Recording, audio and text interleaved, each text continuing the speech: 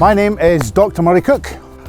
I am Stirling Council's archaeologist, so that means that I am interested in researching and helping to preserve and promote Stirling's past. What inspired me to be a historian? So just to correct you, I'm not a historian, I'm an archaeologist. That's a harder word to say.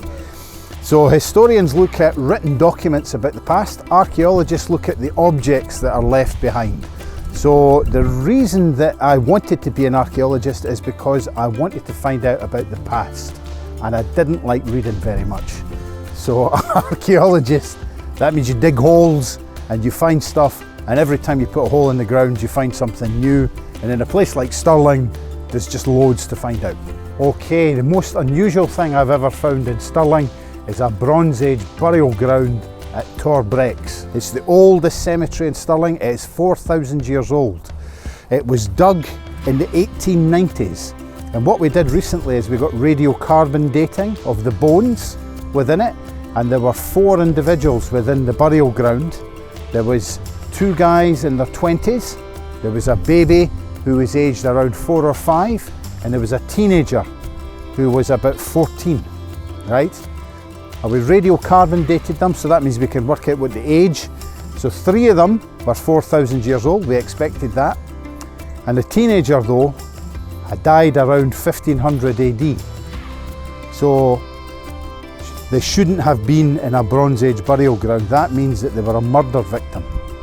That means that or a suicide or something else horrible. Something had happened to this individual, and somebody wanted to hide the body, so the body was hidden in a Bronze Age burial ground.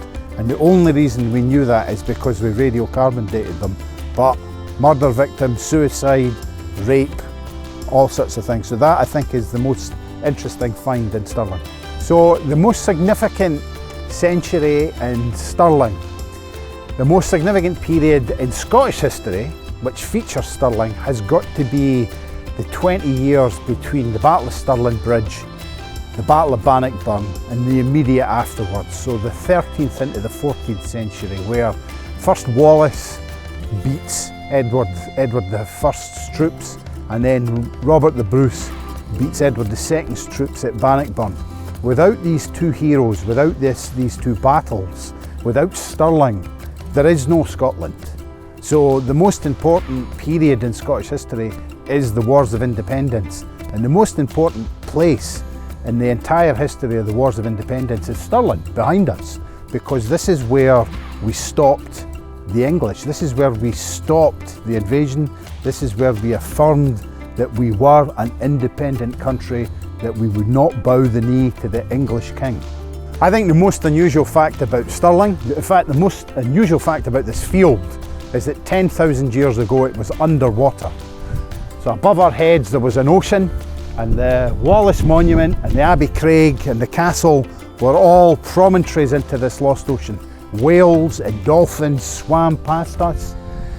The thing is that Scotland had been weighed down by the weight of the glaciers. When they retreated, the area flooded, and ever since it's been slowly rising up, a process called isostatic bounce. So Scotland is getting higher and higher and higher, and indeed while we've been speaking here, Scotland has risen a fraction of a millimetre. So all of this was underwater, so that's what I think is very, very cool, very, very unusual about Stirling.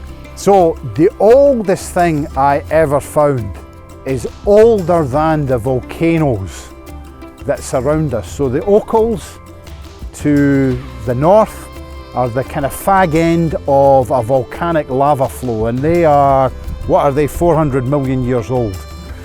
And the valley that we're in is a rift valley, which means that all of this dropped down because there are faults. So one of the things that I found was a tree fern fossil.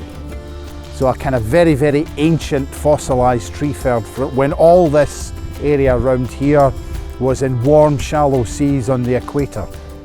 So it's hundreds and hundreds of millions of years old. That's the oldest thing.